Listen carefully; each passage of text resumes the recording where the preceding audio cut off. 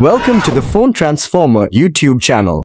Today, we're diving into a simple yet essential feature on your Android phone. How to turn on silent mode. Don't forget to hit that subscribe button to stay updated with all our latest tips and tricks. Let's get started. Step 1. First, grab your phone and open the settings. Step 2. Once you're in settings, scroll down until you find sound and vibration. Step 3. And give it a tap. Step 4. In the sound and vibration menu, and scroll down, you'll see various options. Ignore the noise and keep an eye out for the silent mode option. Step 5. When you've found it, go ahead and tap on silent mode. This will mute all calls, alerts, and media sounds on your phone. And there you have it.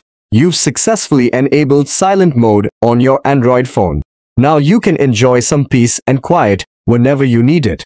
Thanks for watching.